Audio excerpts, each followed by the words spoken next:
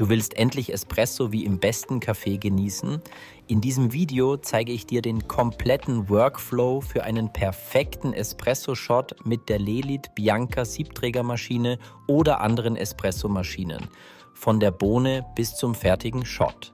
Viele von euch träumen davon, zu Hause einen Espresso zu zaubern, der genauso gut schmeckt wie im Lieblingscafé. Und ich sage euch, das ist absolut machbar.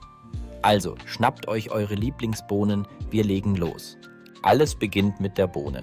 Für Espresso eignen sich oft mittlere bis dunkle Röstungen gut, da sie weniger Säure haben und einen volleren Körper entwickeln.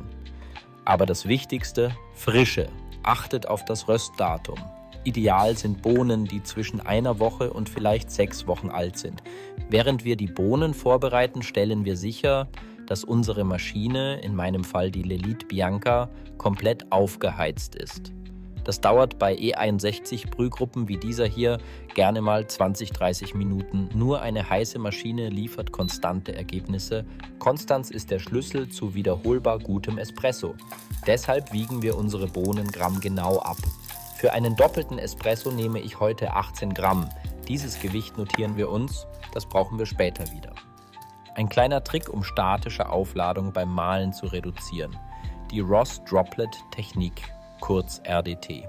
Ein winziger Sprühstoß Wasser auf die Bohnen, wirklich nur ganz wenig, bindet die feinen Partikel und sorgt dafür, dass weniger Kaffeemehl an der Mühle oder im Siebträger kleben bleibt und fliegt.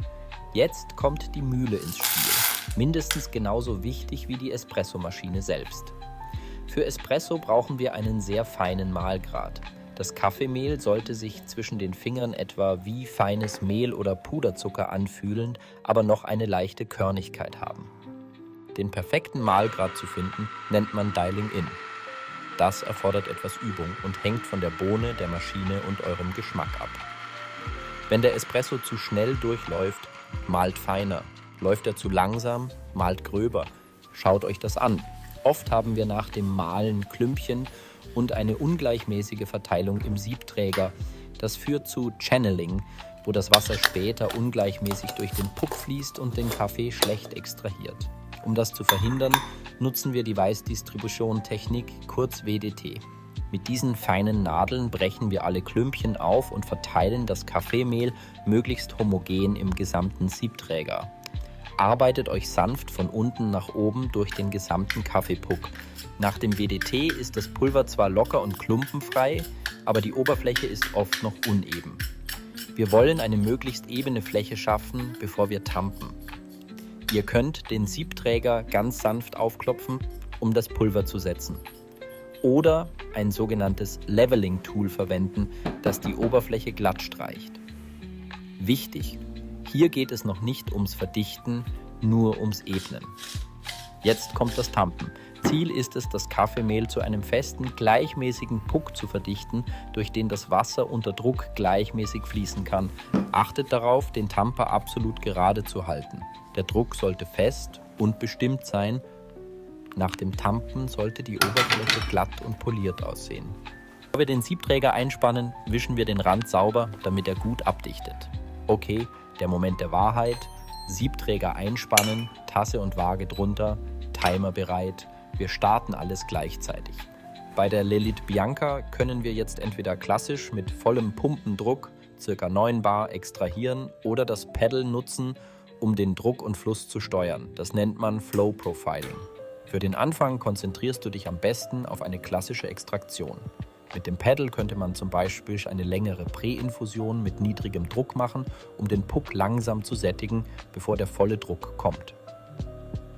Wir beobachten den Fluss. Er sollte nach ein paar Sekunden beginnen, erst sirupartig dunkel, dann heller werdend. Und wir schauen auf Waage und Timer. Unser Ziel ist ein Brühverhältnis von etwa 1:2. Das heißt, bei unseren 18 Gramm Kaffeemehl wollen wir etwa 36 Gramm fertigen Espresso in der Tasse haben. Die ideale Zeit dafür liegt meistens zwischen 25 und 30 Sekunden. Das ist aber nur ein Richtwert. Wichtiger ist der Geschmack. Okay, 35 Gramm in 36. Das ist zwar etwas lange, aber ich mag meinen Espresso etwas intensiver. Diese Art des Kaffees kann man auch Ristretto nennen. Schaut euch diese wunderschöne haselnussbraune Creme an. Nicht zu dunkel, nicht zu hell, schön dicht. Der Duft ist schon mal vielversprechend. Wow, das ist er. Schön ausbalanciert, eine angenehme Süße, voller Körper, keine unangenehme Bitterkeit oder Säure. Genauso soll ein guter Espresso schmecken. Wenn euer Shot zu schnell durchgelaufen ist, unter 20-22 Sekunden, und sauer schmeckt, mahlt feiner. Wenn er zu langsam war, über 35 Sekunden, und bitter schmeckt, mahlt etwas gröber. Das ist das Spiel beim Dialing In. So, das war der komplette Workflow für einen perfekten Espresso mit der Lelite Bianca.